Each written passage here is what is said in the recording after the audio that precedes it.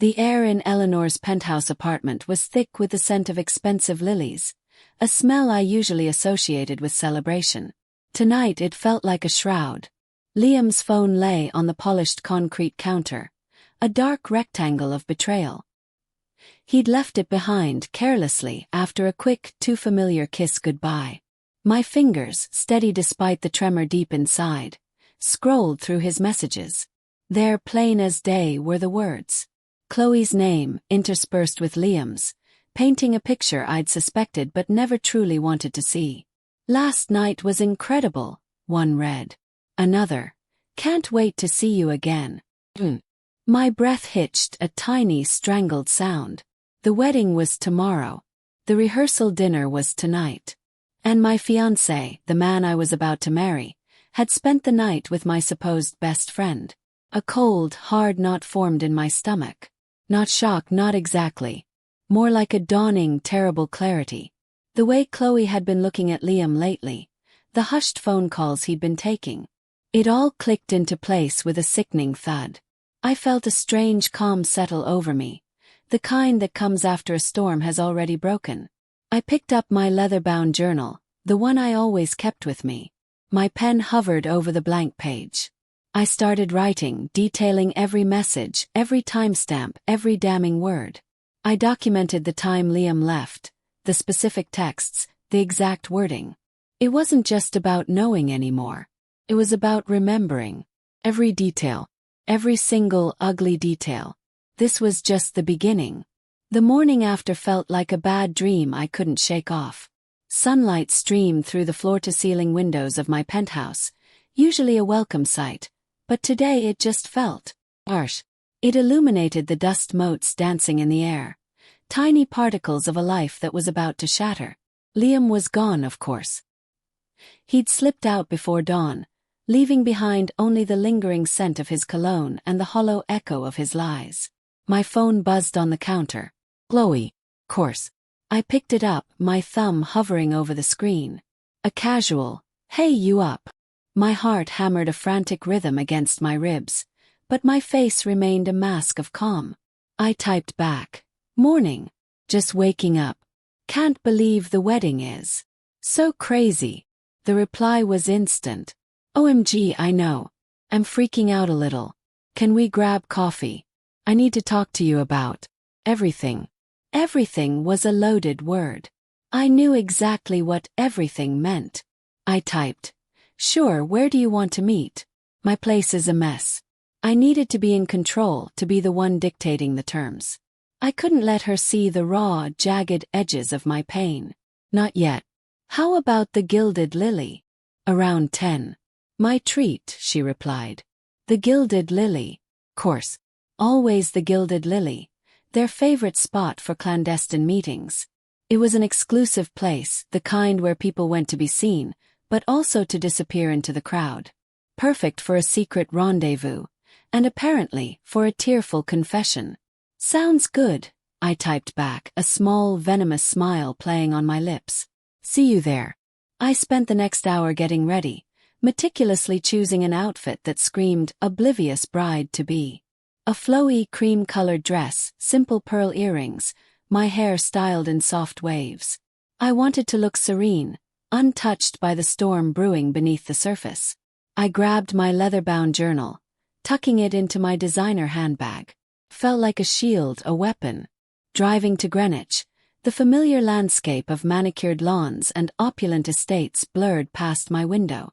Each grand house seemed to mock me, a symbol of the perfect lives I thought I was building. The Gilded Lily was as elegant as ever, its hushed ambience a stark contrast to the turmoil raging inside me. Chloe was already there, perched at a corner booth, looking pale and anxious, a half-empty cup of coffee in front of her. She looked up as I approached, her eyes wide and a little watery. "Eleanor." "Oh, thank God you're here," she said, her voice trembling. She reached across the table, her hand hovering, then pulling back. I slid into the booth, offering a bright, practiced smile. "Hey you okay? You look a little shaken." She wrung her hands. I don't know how to say this. I've been so messed up. Feel so guilty." Here it was. The opening. I leaned forward, my voice soft, almost gentle. Guilty about what, Chloe? Whatever it is, we can talk about it. We're best friends, remember? I made sure to emphasize best friends, letting the words hang in the air, heavy with unspoken irony. Tears welled up in her eyes. It's Liam. I messed up badly last night. She choked back a sob. I slept with him, Eleanor. I'm so sorry. I let out a small gasp, a carefully crafted performance of shock. You what? My voice was barely a whisper, laced with a believable hurt. I placed a hand over my heart, my eyes wide. Chloe, how could you? After everything. He's my fiancé.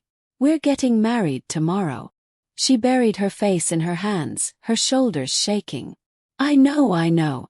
It was a mistake. Terrible, stupid mistake. He was telling me things and I was drunk and it just happened. I regret it more than anything. I watched her, my gaze steady, my mind racing. Every tear, every sob was a piece of information I was collecting. She was trying to play the victim, the drunk, the regretful friend. But I knew the truth. This wasn't a mistake. It was a choice. And the regret. I doubted it was about hurting me. It was probably about getting caught or the potential fallout. I don't even know what to say. I managed, my voice thick with feigned emotion. This is devastating. I thought we were closer than this. I thought we're my friend. I let a single tear trace a path down my cheek, a perfect, glistening droplet of betrayal. Eleanor, please, she pleaded, looking up at me, her face streaked with mascara. Don't say that. I still love you. I'm a mess. A mess, I repeated, my voice hardening slightly. Yes, you are. And Liam. He's just as much a part of this. He's going to marry me tomorrow, knowing he spent the night with you. The words were sharp, but still contained, still controlled. I needed her to believe I was broken, not broken and planning. I know, she whispered, defeated. I don't know what to do. I can't bear the thought of you hating me. Hate you. I let out a hollow laugh. Right now, I don't even know you are. I'm going to try. For the sake of our friendship. For the sake of everything. I took a deep breath, forcing myself to swallow the bile rising in my throat. We need to figure this out. Before the wedding. We can't let this ruin everything. Her eyes widened with a flicker of hope. You mean, you're not going to tell him? You're not going to call it off? Not yet, I said, my gaze locking with hers. We need to talk. We need to understand exactly what happened. Every detail. Tell me everything, Chloe. Don't leave anything out. I need to know. I opened my leather-bound journal, my pen poised. The game had officially begun. And Chloe, blinded by her own guilt and misplaced hope, was walking right into my trap. The gilded lily was a blur of hushed conversations and clinking silverware. Chloe had left, a whirlwind of apologies and promises to fix this, leaving me with a hollow victory and a gnawing unease. The wedding was still tomorrow. The lie was still in motion. I needed a different kind of counsel, someone who dealt in contracts and consequences, not confessions and tears. That's how I found myself in Marcus Thorne's impeccably organized office, overlooking the bustling streets of downtown Manhattan. The air here smelled of old paper and ambition, a stark contrast to the perfumed deceit I'd been swimming in. Marcus was exactly as advertised. Sharp suit, sharper eyes, and a reputation for being discreet. He'd handled prenuptial agreements for some of the city's biggest names, the kind of people who understood that sometimes love needed a legal safety net. Miss Vance, he greeted, rising from behind his massive mahogany desk. His handshake was firm, his gaze direct. Thank you for coming in on such short notice. Liam mentioned you wanted to discuss some adjustments to the marital agreement. I offered a tight smile, leaning back in the plush leather chair he'd indicated. Yes, Marcus. Just a few loose ends, you know? With the wedding so close, I want everything to be perfect. Legally speaking, of course. He nodded, a slight tilt of his head that suggested he'd seen plenty of pre-wedding jitters. Of course. That's what I'm here for. Liam's been preoccupied lately. So, I appreciate you taking the initiative. The jab was subtle, almost imperceptible, but I caught it. Preoccupied. Was he already aware of Liam's little extracurriculars? Or was this just general lawyer speak? I needed to gauge him to see if he was a man who saw everything or just a man who saw what he was paid to see. He has been, I agreed, my voice a carefully measured blend of concern and slight exasperation. It's a lot planning a wedding of this scale. And well, sometimes things get complicated. I let my gaze drift to the cityscape outside his window, as if lost in thought. I'm just trying to ensure there are no surprises for either of us. Down the line. Marcus steepled his fingers, his expression unreadable. Surprises are rarely good in business and or in marriage for that matter. What kind of complications are you referring to? This was it. The delicate dance. Couldn't be too direct, not yet. But I couldn't be too vague either. Oh, you know, I said, waving a dismissive hand. Standard things. Asset protection, inheritance clauses, that sort of thing. Liam's business is doing so well and my family has significant holdings. I just want to make sure everything is clear. No room for misinterpretation should unforeseen circumstances arise. He leaned forward, his eyes narrowing slightly. Unforeseen circumstances. Like what precisely? I met his gaze, holding it for a beat longer than comfortable. Like infidelity, I said, the word tasting like ash in my mouth, but delivered with a calm, almost detached air. Or a sudden business downturn that impacts his ability to meet his obligations. I'm a planner, Marcus. I like to anticipate. A flicker of something, surprise, interest, crossed his face before vanishing. Infidelity is rarely a clause that holds much weight in a standard prenuptial agreement, Miss. Unless there are specific financial penalties tied to it, which is unusual. Perhaps, I conceded, a tiny smile playing on my lips. But understanding the potential for it, and having a clear understanding of what belongs to whom, regardless of the circumstances. That's what's important to me. I trust Liam, of course. But trust is one thing. Legal clarity is another. He was listening. Really listening. Not just nodding along but processing. He was good. Too good maybe. I needed to know if he was the kind of lawyer who would dig, who would ask the uncomfortable questions, or the kind who would just sign on the dotted line. So, you're looking for a very robust marital agreement, Marcus summarized, his tone thoughtful. One that anticipates the worst, even if you hope for the best. Exactly, I said, feeling a sliver of satisfaction. You understand.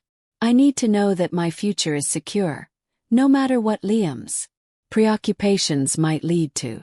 I paused, letting the implication hang in the air. And I need to know that the person handling these sensitive documents is trustworthy. Completely. He met my gaze, a subtle challenge in his eyes. Discretion is my business. And my reputation is built on it. Whatever we discuss here stays between us, and between you and Liam, unless you instruct otherwise. It was an answer, but not the one I was looking for. Not yet. Good, I said, standing up. Then I'll be in touch with my specific requests. Thank you for your time, Marcus. As I walked out, the city's noise seemed to fade, replaced by the quiet hum of my own internal calculations. Marcus Thorne was sharp, no doubt. But was he sharp enough to see the game I was playing? Or was he just another piece on the board, waiting to be moved? The wedding was still tomorrow. And the real work was just beginning. The air in Sterling Tower was always a bit too sterile, too clean. It smelled like money and ambition, a scent I'd grown to associate with Liam. Today, though, it felt different. Tainted. I walked through the lobby, my heels clicking a deliberate rhythm on the polished marble, making sure my presence was noted. I timed this perfectly, of course. Liam always did his late afternoon rounds, checking on his empire. I spotted him near the elevators, deep in conversation with one of his suits. He looked good as always. Sharp suit, that easy smile that could charm the birds out of the trees. My stomach twisted, a familiar knot of rage and something else. A twisted sense of anticipation. I took a deep breath and walked towards him, a casual, almost breezy smile plastered on my face. "Liam. Fancy seeing you here," I chirped, my voice a little brighter than I felt. He turned, and for a split second I saw it, a flicker of surprise, maybe even annoyance, before he smoothed his expression into that practiced warmth. "Eleanor, what are you doing in this neck of the woods?" he asked, stepping away from his associate. The suit gave me a polite nod and melted back into the background. "Just in the neighborhood," I lied smoothly, letting my gaze sweep over the impressive lobby. "Thought I'd pop by. See the view from the top." I let my eyes linger on him for a moment, then deliberately shifted them, as if just noticing something. "Oh, speaking of views. I ran into Chloe earlier. At the Gilded Lily." His jaw tightened, almost imperceptibly. "Oh yeah," he said, his voice carefully neutral. "How's she doing?" "She seemed flustered," I said, turning back to him, my expression one of mild concern. "Kept looking over her shoulder. You know how she gets when she's stressed." Said she was meeting someone but wouldn't say who.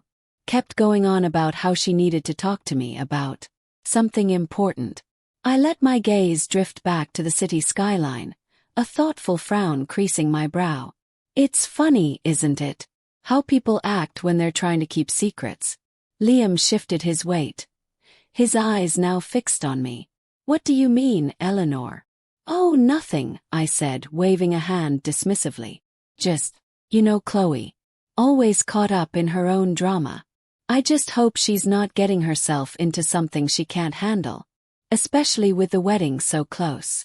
She's been acting a little lately, like she's got something weighing on her." I paused, letting the implication hang in the air.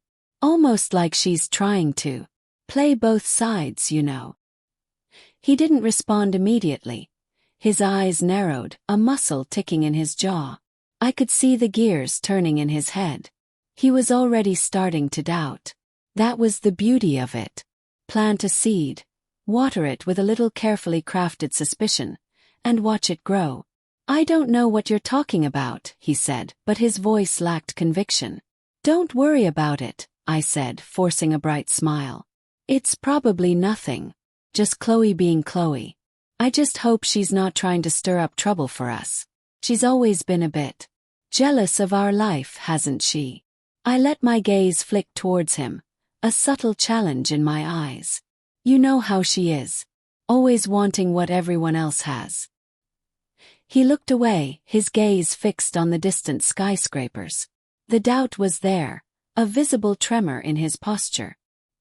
He was starting to wonder if Chloe's confession to me, her tearful apologies, were genuine, or if she was playing some kind of twisted game. And that was exactly what I wanted. Let him question her. Let him wonder if her guilt was about him, or about being caught. "Anyway," I said, my tone shifting back to cheerful bride-to-be. "I should probably get going. Just wanted to say hi. Don't want to keep you from your important business."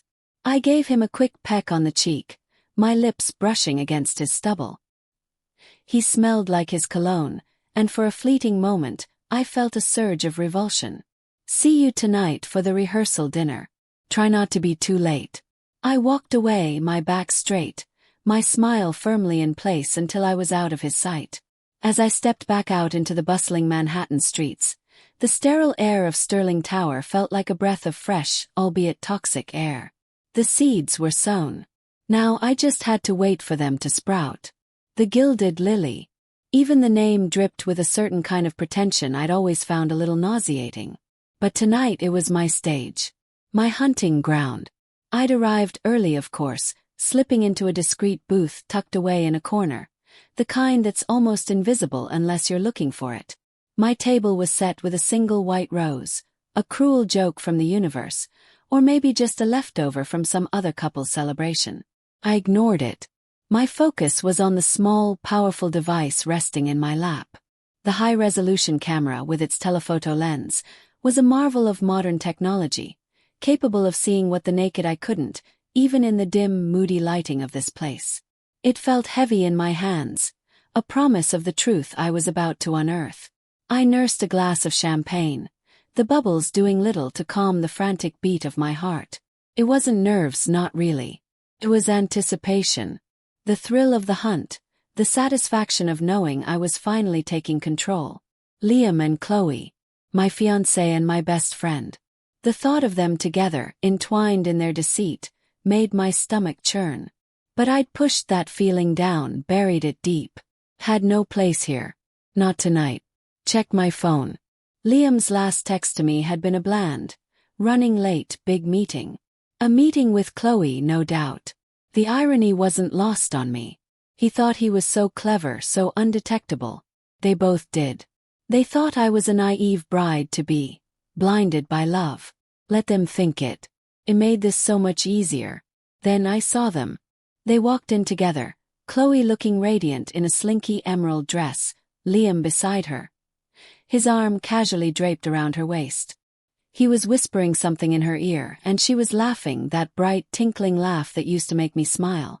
Now it just sounded hollow, fake. They found a table not too far from mine, but far enough to seem like they were trying to be discreet. Oh, they were trying, all right. Trying to be subtle while practically screaming their affair to the world. My hands tightened around the camera. This was it. The moment I'd been waiting for. I discreetly adjusted the lens, zooming in. The telephoto was incredible, bringing them into sharp focus. Chloe leaned in, her hand resting on Liam's knee. He covered her hand with his thumb stroking her skin. It was intimate, possessive. The kind of touch that spoke volumes, a silent confession of their betrayal. I snapped a photo. The click was barely audible, lost in the ambient noise of the restaurant. Then another. And another. Chloe's head tilted back, her eyes closed as Liam leaned closer, his lips brushing her cheek. I captured the stolen glances, the whispered secrets, the way their bodies instinctively gravitated towards each other. It wasn't just a casual flirtation. It was a full-blown affair, played out in hushed tones and stolen touches. I watched them for what felt like an eternity, though it was probably only 20 minutes. Every click of the shutter was a nail in their coffin. I documented the way Liam's gaze lingered on Chloe's lips, the way Chloe's fingers traced the line of Liam's jaw. It was all there, undeniable proof, etched into digital memory. They were so caught up in their own little world, so sure of their secrecy, that they never once looked around, never once suspected they were being watched. They were playing with fire, and I was the one holding the matches. As they got up to leave, Liam pulling Chloe into a quick, deep kiss right there by their table, I took one last shot. It was perfect. Devastating. I lowered the camera, a cold sense of satisfaction washing over me. The champagne tasted a little less bitter now. I had the evidence, the undeniable proof. The foundation of my plan was laid, solid and unshakable. They thought they'd gotten away with it. They thought they were safe. But they were wrong. So wrong. The night was young, and my work was far from over. The city lights blurred outside my penthouse window, a glittering tapestry I usually found comforting. Tonight it just felt like a stage set. I'd spent the last few hours meticulously crafting my narrative, not just in my head, but on paper. The leather-bound journal, my constant companion through this mess, lay open on the coffee table. It was a risky move leaving it out, but calculated. Liam was due to swing by to pick up some documents he'd forgotten at my place. He'd be here any minute. I'd made sure the entries were just so. Not outright accusations, nothing he could point to and say, "She knew." Instead, I'd filled the pages with vague anxieties, little observations that, when pieced together, painted a picture of a woman starting to question everything. I'd written about feeling a shift in Liam, a subtle distance that had nothing to do with wedding stress. I'd scribbled about Chloe's unusual behavior, her nervous energy, her tendency to avoid eye contact when discussing the future. Innocent enough on their own, but together with Liam's guilty conscience, they'd be dynamite. The click of the lock echoed through the quiet apartment. Liam. My stomach did a familiar little flip, a mix of disgust and a dark, twisted excitement. I was in the kitchen, ostensibly making tea, but my ears were tuned to his every move. He walked into the living room, his footsteps heavy, purposeful. "Eleanor. You here?" he called out. His voice a little too loud, a little too casual. "In the kitchen, Liam. Just making some tea." "Come on in," I replied, my voice light, almost breezy. I walked back into the living room, a serene smile on my face, holding a steaming mug. He was standing by the coffee table, his gaze fixed on the open journal. His back was to me, but I could see the tension in his shoulders, the way his hand hovered over the pages, not quite touching but clearly reading. He hadn't seen me yet. Perfect. I watched him for a beat, letting the silence stretch, letting the unease build. He finally turned, his eyes meeting mine, but they flickered back to the journal, then to me, a question in them. "Everything okay?" asked, my tone innocent. He cleared his throat, his gaze darting back to the open page. "Yeah, fine. Saw your journal." He hesitated, then forced a chuckle. "You're really putting a lot into this wedding, huh? All these notes." I walked over, my movements slow and deliberate. I didn't close the journal. Instead, I casually picked up a pen that lay beside it. "Just trying to keep track of everything," I said, my eyes meeting his. "You know how I am. Details matter." He nodded, but his eyes were still scanning the page, his brow furrowed. He'd seen enough. He'd seen the entry about Chloe's unsettling phone calls, and my own vague feeling of being watched. He'd seen the part where I'd written about Liam's sudden late nights, and how they made me feel a knot in my stomach. "Right," he said, his voice a little strained. He looked away towards the window, his jaw tight. "Well, you've got it all under control, I'm sure." "Oh, I do," I said, my smile widening, a predatory gleam in my eyes that I hoped he wouldn't catch. "I always do." He grabbed the documents from the side table, his movements a little jerky. He couldn't wait to get out of here. The paranoia was already setting in, a delicious poison I'd just administered. He mumbled a quick goodbye and practically fled. As the door clicked shut behind him, I finally closed the journal, a small, triumphant smirk playing on my lips. He was starting to sweat. But let him wonder what else I knew, what else I suspected. Let him spend his nights staring at the ceiling, replaying every interaction, every lie. The seeds of doubt were planted. Now I just had to watch them grow. The phone call came a few days later, a Tuesday afternoon. Chloe's voice, usually so bright and bubbly, was shaky, laced with a manufactured panic that was almost laughable. She needed to see me like. She was at a little coffee shop downtown, the kind with exposed brick and too many plants, a place she usually loved. I agreed, of course. This was exactly what I'd been waiting for. I arrived about 10 minutes after her. She was already nursing a latte, her eyes red-rimmed, a designer handbag clutched like a lifeline. The moment she saw me, she practically lunged across the small table, tears welling up again. "Eleanor, oh my God, I messed up. I messed up so bad." I just looked at her, my expression carefully neutral, a practiced mask of concern. "What's wrong, Chloe? What happened?" She took a deep, shuddering breath, her gaze darting around the busy cafe as if expecting someone to overhear. It's Liam." She whispered his name like it was a dirty secret. We were talking and things got heated. And we made a mistake. A mistake. But I kept my face soft, my voice gentle. "A mistake?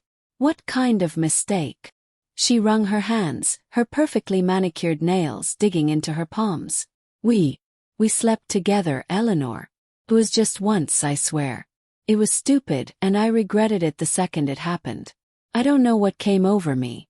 I was drinking and he was being Liam. She choked back a sob. I'm so sorry. I never meant for this to happen. I'm such a terrible friend. I reached across the table, placing my hand over hers. Her skin was clammy, her fingers trembling. I gave her a sympathetic squeeze, my eyes conveying a depth of understanding I didn't feel in a million years. Oh, Chloe, I murmured, my voice laced with a sorrow that was entirely performative. That's luck. She leaned in, her voice dropping to a desperate whisper. You have to believe me, Eleanor. Meant nothing. It was a lapse in judgment. I'm so confused and I feel so guilty. I don't know what to do. I'm terrified Liam will tell you, or that you'll find out somehow. I pulled my hand back, letting her see the conflict in my eyes. I don't know, Chloe. This is huge. Liam is my fiancé. You're my best friend. I let the words hang in the air, heavy with unspoken accusation. She looked genuinely panicked now, her carefully constructed facade cracking. I know. That's why I'm telling you. I wanted you to hear it from me. I'm so sorry. Please don't hate me. I sighed, a long drawn-out sound that conveyed the weight of this supposed revelation. I don't hate you, Chloe. But I need time. I need to think. This is a lot to process. I gave her a small, sad smile. Maybe we should take a break from wedding stuff for a bit. Just until I can figure things out. Her relief was palpable, a wave of it washing over her face. Oh, thank you, Eleanor. Thank you. That would be good. She even managed a weak smile. As I left the coffee shop, the late afternoon sun felt warm on my face. Chloe's confession, so full of feigned remorse and desperate self-preservation, was exactly the confirmation I needed. It wasn't just a suspicion anymore. It was a confession. She'd laid it all out for me, the supposed mistake that had been brewing for months. It only made my resolve stronger. The pieces were all falling into place, and the picture they formed was beautiful in its devastating clarity. She thought she was confessing to me, her friend. She had no idea she was just handing me more ammunition. The gilded lily. Course. It had to be the gilded lily. That's where Brenda Sterling held court, surrounded by her usual posse of high society types. It was the perfect stage for what I had in mind. I'd seen Brenda there a few times since Chloe's little confession, always holding court, always looking down her nose at anyone she deemed beneath her. Liam's mother. A woman who lived and breathed reputation. A few days after Chloe's tearful breakdown at the coffee shop, I found myself making a reservation at the Gilded Lily. It wasn't difficult, they knew me. Eleanor Vance, the architect with the perfect fiancé.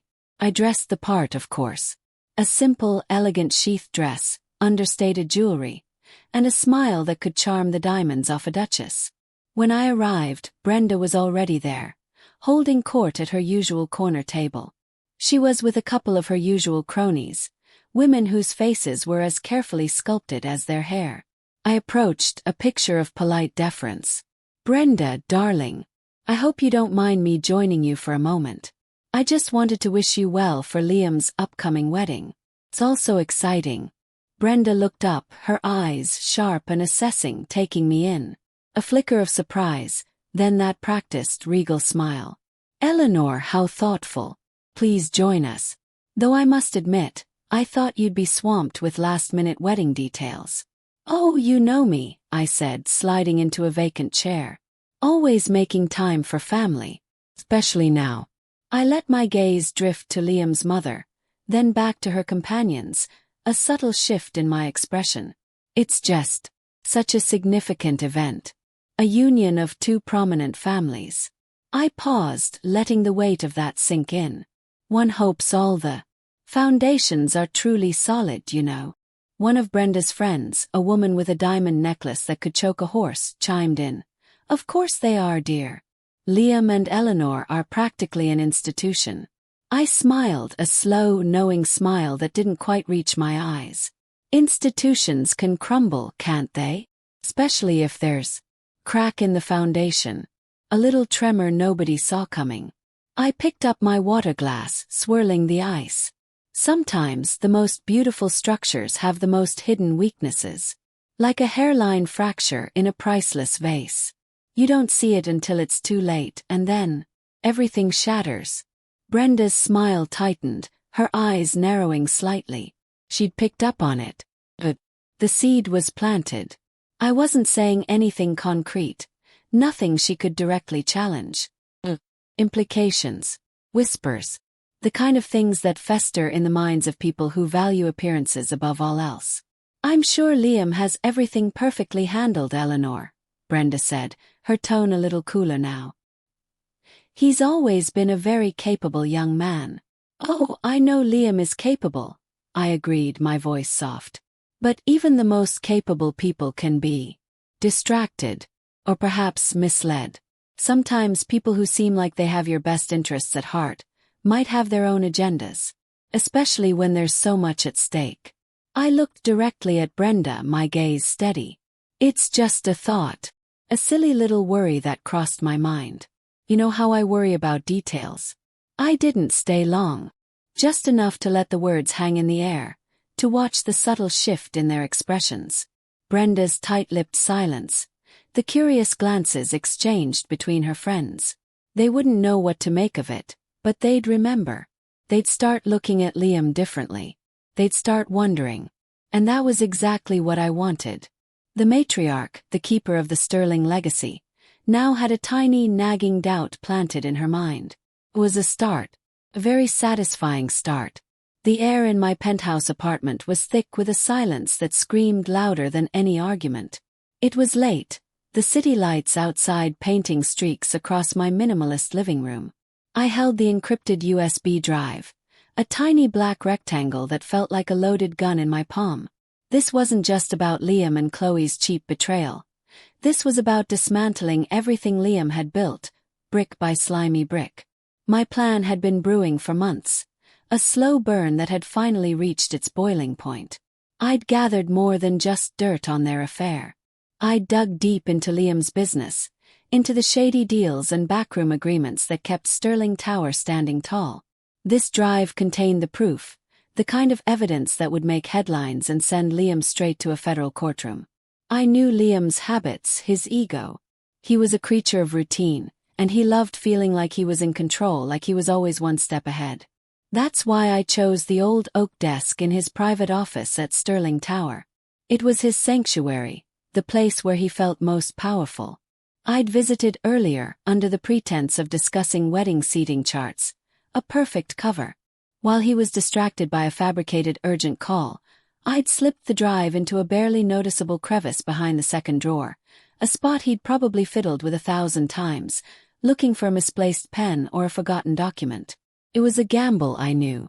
But Liam was predictable in his unpredictability.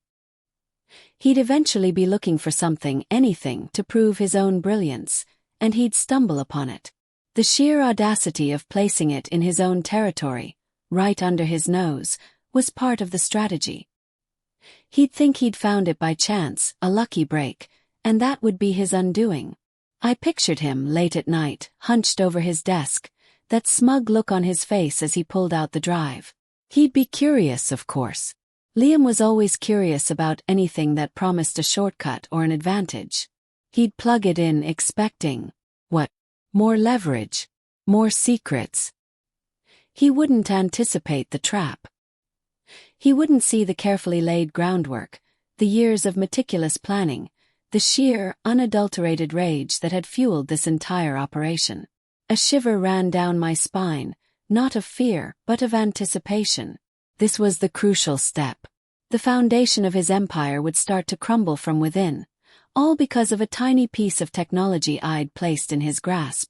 The city lights outside blurred as I leaned my forehead against the cool glass of the window. The night was still young, and my work was far from over. The real drama was about to unfold, and Liam Sterling was going to be its star, whether he liked it or not. I leaned back in the worn leather chair at a nondescript diner, the kind where the coffee's always strong and nobody asks too many questions. Outside, the New York City skyline was a hazy blur. It had been a few days since I'd planted that USB drive in Liam's office. A few days of waiting, of letting the paranoia simmer. Now it was time to turn up the heat. Detective Miller was a man who liked facts, not rumors. He wasn't the type to chase shadows, but if you pointed him in the right direction, he'd follow the trail like a bloodhound. Getting his attention without revealing my hand was the tricky part. Too direct, and he'd be suspicious. Too vague, and he'd dismiss it. I needed a whisper, a nudge, something that would make him dig. I pulled out my burner phone, the one I'd bought with cash in a different borough. It felt heavy in my hand, a tool of my quiet war. I'd spent hours crafting the message, making sure it sounded like it came from someone on the inside, someone with a grudge. No names, no specifics about me. Just enough to pique his interest in Liam's business. I typed slowly, deliberately, choosing each word like I was placing a brick in a wall. Sterling Tower. Look into the permits for the new downtown development. Something smells rotten. Check the financials, especially the offshore accounts. Rumor is, Liam's been cooking the books for years. He's got friends in high places, but even they can't hide this forever. Just a heads up from someone who's seen too much. I reread it, making sure it was vague enough to protect me, but loaded enough to make him act. The mention of offshore accounts and cooking the books was a shot in the dark, but Liam's ambition was a gaping maw, and I'd seen enough of his shady dealings to know he'd push the boundaries. He was always looking for the easy way, the shortcut, and that often led to illegal territory. With a final check, I hit send. The message went out into the ether, a digital seed of doubt planted in fertile ground. I watched the diner's clock tick by, each second a small victory. I imagined Miller getting the text, his brow furrowing, the wheels in his head starting to turn. He'd probably dismiss it at first, but the mention of Sterling Tower, Liam's pride and joy, would stick. He'd do his due diligence. He'd start pulling threads. I finished my coffee, the bitter taste of familiar comfort. This was just another piece of the puzzle, another carefully placed domino. Liam thought he was untouchable, a king in his concrete castle. He thought he'd outsmarted everyone, especially me. He had no idea that the foundation of his empire was already starting to crack, not just from the evidence I'd left on his desk, but from the whispers I was now sending into the world. I paid my bill in cash, leaving no trace. As I walked out into the crisp evening air, I felt a surge of cold satisfaction. The game was on, and Detective Miller was now an unwitting player. He was about to start looking at Liam Sterling, and when he did, he wouldn't just see a charming developer. He'd see the rot beneath the shine. He'd see the cracks I'd been so careful to expose. This was just the beginning. The air at Vance Estate was heavy, not with the usual scent of old money and blooming roses, but with a manufactured cheerfulness that felt as fake as Chloe's tears usually were. It was the day before the wedding, a day that should have been filled with last-minute jitters and excited calls. Instead, I'd orchestrated this. A farewell to single life brunch. For Chloe. At my family's estate. The irony wasn't lost on me. "Eleanor, darling, this is just divine," Chloe chirped, her voice a little too loud, a little too bright. She was wearing a flowy white dress, a stark contrast to the deep, unsettling green of the antique locket I'd chosen to wear today. It felt cool against my skin, a reminder of a time when promises meant something, when trust wasn't a four-letter word. I'd picked it specifically, knowing Chloe would notice. She always noticed the expensive things, the things that signaled status.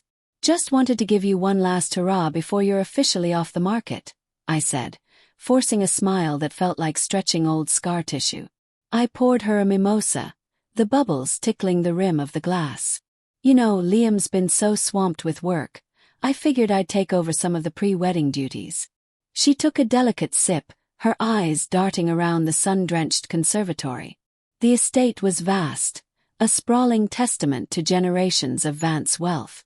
It was also a place where secrets could easily get buried or amplified. "Oh, you're too sweet, Eleanor. Liam's been so distant lately. I keep telling him he needs to relax. This wedding is a lot." "Is it?" I leaned forward, my voice dropping just a notch. Or is it just a lot for him to juggle? Everything. I let the question hang in the air, a tiny barb. I watched her face. The practiced smile faltered for a split second, a flicker of something, guilt, fear, crossing her eyes before she smoothed it over. "What's that supposed to mean?"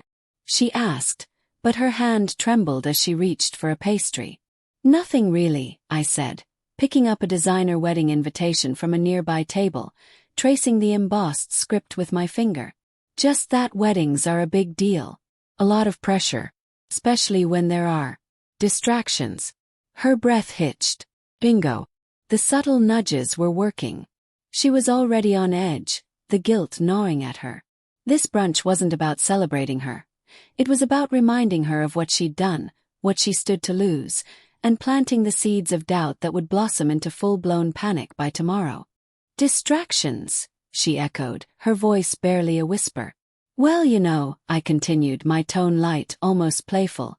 "People get cold feet. Or maybe they realize they're making a mistake. It happens, especially when things get complicated." I watched her closely. The color had drained from her cheeks, leaving them a sickly pale. She was squirming, caught in the web I was so carefully weaving. I brought up Liam, asking innocent questions about their plans, their future. Each word was a deliberate step, leading her further into the maze of her own deceit. I asked about his late nights, his business trips, his phone calls. Her answers became more evasive, her eyes more shifty. The mimosa sat untouched. The fancy pastries were ignored. The Grand Vance estate, usually a place of comfort and nostalgia for me, felt like a stage, and Chloe was the unwilling star of my carefully crafted drama. "It's just so much," she stammered, pushing her plate away. "I think I need some air." "Of course," I said, standing up with her. "Take all the air you need. It's a beautiful day for a walk. Try not to get lost." I let my gaze linger on her for a moment, a silent promise of the storm that was brewing. The day before the wedding, and she was already unraveling. This was just the beginning. The real show was set to start tomorrow. I watched her hurry away, a small, cold smile finally touching my lips. The antique locket felt warm now, like a burning ember against my chest. The legacy of Vance wasn't just about wealth. It was about endurance, about outlasting the rot. And I was just getting started. The air inside Oakhaven Town Hall was thick with the smell of old paper and a forced sense of solemnity. This was it. The final run-through before the big day. Liam stood at the front, looking every bit the picture-perfect groom, all charm and practiced smiles.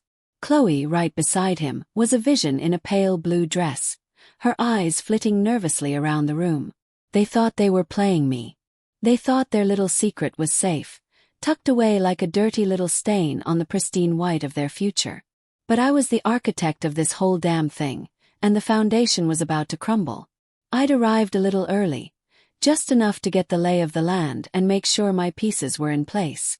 Marcus was here, looking sharp in a suit. His usual calm demeanor a stark contrast to the simmering tension I could feel radiating from Liam and Chloe. He was my confidant, my legal anchor, but even he didn't know the full extent of what was about to unfold. He knew about the affair, of course. I'd shared enough to get his legal mind working on the prenup implications. But the spectacle I was about to create, that was all mine. The officiant, a kindly woman with a voice like warm honey, began to speak. Liam and Chloe went through the motions, reciting their vows, their voices a little too loud, a little too rehearsed. I watched them, a cold knot tightening in my stomach, not of pain but of anticipation. This was the moment. "Before we proceed," I announced, my voice cutting through the quiet room like a razor. All heads turned. Liam's smile faltered. Chloe's eyes widened, her carefully constructed composure starting to crack. "There's just one more thing we need to address." I walked slowly towards the front, my heels clicking on the polished floor. In my hand I held a single white rose, a cruel mockery of purity. "Liam," I said, my voice steady, betraying none of the storm raging inside me. "Chloe, we all know this wedding is happening tomorrow. But before we all celebrate, I think it's important we acknowledge the foundation this marriage is built on. Liam's jaw tightened. Chloe looked like she was about to bolt. Eleanor, what are you doing? Liam hissed, his voice low and dangerous. Just making sure everything is out in the open, I replied, my gaze fixed on Chloe. You know, Chloe, I've always valued honesty. And I know you've been struggling. All those late nights, the girls' nights that weren't with me, the hushed phone calls. It must be exhausting trying to keep up appearances. Chloe's face was pale. Eleanor, please. Not here. Oh, but where else? Countered, stepping closer. This is a public place. Place for important announcements. Like the one I'm about to make. Liam, darling, you've been so busy with Sterling Tower. I'm sure you haven't had much time to reflect. But Chloe and we've had quite a bit of time to talk. Haven't we, Chloe? She didn't answer, just stared at me, her eyes wide with a dawning horror. Marcus watched from the side, his expression unreadable, but I could see the wheels turning in his sharp mind. Chloe confided in me, you see, I continued, my voice rising slightly, drawing the attention of the few town hall employees who had paused their work. She told me about the mistake she made. The night before your engagement party, Liam. She said she was drunk, confused, that it meant nothing. But I know better, don't I? I turned to Liam, a chilling smile finally gracing my lips. Because I saw the texts, Liam. The ones you thought you'd deleted. The ones where you told her you loved her. The ones that proved it wasn't just a mistake. A collective gasp rippled through the room. Liam's face went from pale to ashen. Chloe let out a choked sob, covering her mouth with her hands. So, as we stand here, about to witness a union based on, well, whatever this is, I gestured between them, the white rose trembling slightly in my hand. I just wanted to make sure everyone knew the truth, the real truth. I dropped the rose. It landed on the floor between them with a soft thud, a stark white symbol of their shattered integrity. The silence that followed was deafening, broken only by Chloe's ragged breaths. The rehearsal was over. The real show was about to begin.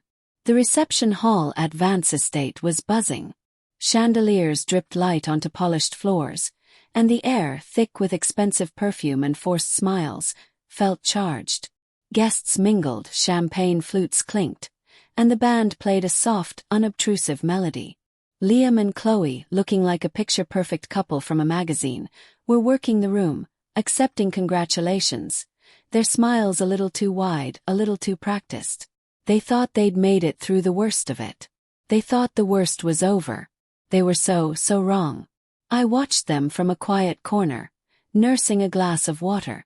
The antique locket felt cool against my skin, a silent promise of what was to come. Marcus was nearby, a steady presence. His eyes occasionally meeting mine with a subtle nod. He knew. He knew what was coming, but even he couldn't fully grasp the depth of the carefully laid trap. Brenda was holding court at a table near the dance floor, her formidable presence commanding attention. She'd be the first to truly understand the implications of what I was about to do. It was time. The MC, a man with a booming voice and a slicked-back hairstyle, announced my turn to give a toast. A hush fell over the room. Liam and Chloe turned, their smiles faltering slightly as I approached the microphone. The band softened their tune. I took a deep breath, the familiar scent of roses from the estate gardens filling my lungs. This was it. The grand finale. Good evening, everyone. I began, my voice clear and steady, projecting across the room. What a beautiful celebration. Liam and Chloe have always been. Vision. A testament to what happens when ambition meets opportunity. I let my gaze sweep over the crowd, landing on Liam, then Chloe. Liam offered a tight smile, Chloe a nervous flutter of her eyes. I've known Chloe for years, I continued, my tone shifting, becoming more intimate, more personal. We've shared everything. Secrets, dreams, even boyfriends. A few polite chuckles rippled through the guests. Chloe shifted uncomfortably. But lately, I paused, letting the word hang. Things have felt a little different. like a song playing slightly off-key. I took a sip of water, the coolness a stark contrast to the heat building inside me. You know, they say a wedding is about two people coming together. But it's also about the people who support them. The friends, the family. The ones who stand by them no matter what. I looked directly at Chloe. And sometimes those friendships are tested. Sometimes they're broken. Sometimes, my voice dropped, a subtle tremor of something that sounded like sadness, but was pure steel. You discover that the person you trusted most was also the person you should have feared the most. The air grew heavy. Liam's jaw was clenched. Chloe's face was a mask of terror. I remember Liam telling me not too long ago about how much he loved me. How he couldn't imagine his life without me.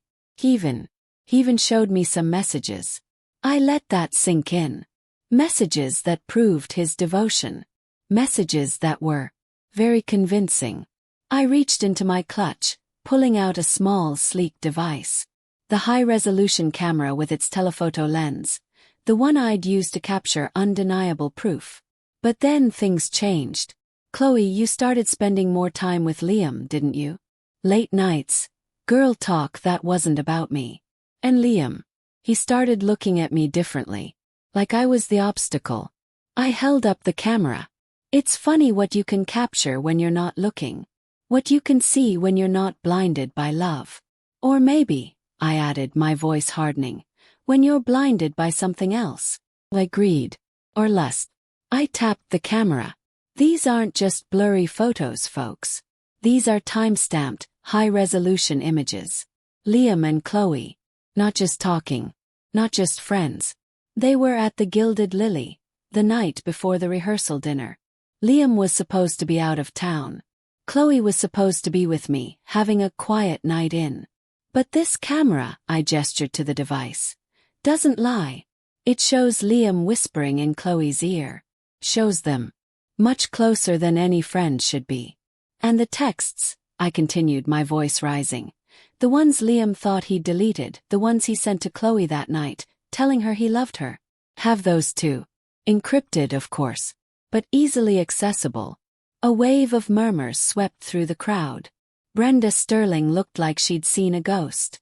Liam was ashen, his eyes darting wildly. Chloe stood frozen, tears streaming down her face, her carefully constructed facade crumbling into dust. So, as we celebrate Liam and Chloe, I said, my voice ringing with a cold, clear triumph, let's remember the real foundation of this union. A foundation built on lies, on betrayal, and on a complete lack of respect for everyone in this room. Especially for the woman who thought she was marrying her partner, and the woman who thought she had a best friend. I lowered the camera, a small, satisfied smile finally gracing my lips. The music had stopped. The room was silent, save for Chloe's choked sobs. The toast was over. The real damage, however, was just beginning. The silence in the Vance Estate reception hall was deafening. It hung heavy, suffocating after my toast. Chloe's sobs were the only sound, a pathetic, broken noise that barely registered. Liam stood frozen. His face a mask of disbelief and dawning horror. The carefully constructed facade of their perfect wedding had imploded, leaving them exposed and pathetic. I watched them, a cold, clean satisfaction spreading through me. This was it. The end of their little charade. The beginning of their deserved downfall. The guests, a sea of stunned faces, were slowly starting to stir. Whispers, like rustling leaves, began to snake through the room. Brenda Sterling, her face a thundercloud, was already being ushered away by her assistant, her reputation as impeccable as her designer suit. She wouldn't be seen with this mess. Liam finally moved, a jerky, uncoordinated motion. He looked at me, his eyes wide with a mixture of fury and desperation. "Eleanor, how could you?" he choked out, his voice barely a whisper. I just tilted my head, a small, unreadable smile playing on my lips. "How could I? Liam, you really have to ask. After everything. After you threw our life, our future, away for a cheap thrill with my best friend." My voice was calm, steady, a stark contrast to the chaos erupting around us. Chloe, still crying, looked up at me, her eyes pleading. Eleanor, please. I'm so sorry. Sorry. The word was a joke. A pathetic, hollow sound in the face of her betrayal. I felt nothing but a chilling detachment. Sorry doesn't cut it, Chloe. Not even close. I glanced around the room, taking in the judgmental stares, the hushed conversations. Their social lives, their reputations, were already in tatters. The band, sensing the shift, had wisely packed up their instruments. The air, once filled with music and forced celebration, now crackled with scandal. People were already making their exits, whispering about the disaster, the horrible scene. They wouldn't be inviting Liam or Chloe to their fancy parties anymore. Not after this. Marcus approached me. His expression a mixture of grim acknowledgement and something akin to respect. He'd seen the whole thing unfold, the calculated precision of my plan. He gave me a subtle nod. He knew the legal implications were about to get very messy for Liam, especially with the business dealings I'd hinted at. The encrypted USB drive, planted so carelessly, would do its work. Detective Miller would be on Liam's trail soon enough, and the Sterling Empire would start to crumble from the inside out. Liam was starting to bluster, trying to salvage some semblance of control, but it was too late. His words were lost in the rising tide of gossip. His career, built on a foundation of lies and manipulation, was about to be exposed for everyone to see. The Sterling Tower, his symbol of success, would now be tainted by his personal ruin. Chloe, meanwhile, was a pariah. No one looked at her. No one spoke to her. Her friends, the ones who had fawned over her, were now avoiding her gaze, their faces etched with disapproval.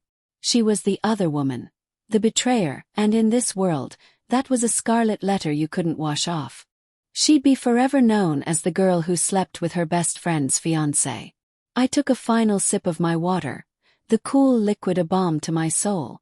I'd played my hand perfectly. Every move, every word had been deliberate.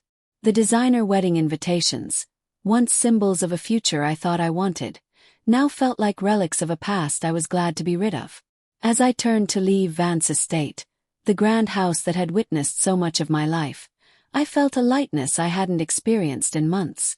The weight of their betrayal, the suffocating pretense, had been lifted. They had brought this upon themselves. They had underestimated me, and for that they would pay. The satisfaction wasn't just cold. It was a deep, burning warmth, the quiet hum of a mission accomplished. The show was over, but the real consequences were just beginning. Liam and Chloe were about to learn the hard way that some debts can never be repaid.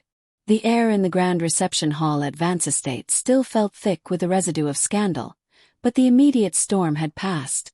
Guests, a blur of hushed whispers and averted gazes, were finally starting to disperse, their expensive shoes clicking a hasty retreat on the polished floors. The music had died, replaced by the low hum of disgusted murmurs and the distant wail of a siren, likely called by someone wanting to distance themselves from the unfolding disaster. Liam and Chloe, two statues of shame and ruin, were left standing in the wreckage of their own making, the perfect picture now a grotesque caricature. I watched them for a moment longer, a detached observer from the quiet corner where I'd nursed my water. The cool weight of the antique locket against my skin was a familiar comfort, a silent testament to the lengths I'd gone. Marcus, a shadow of quiet support, was already by my side.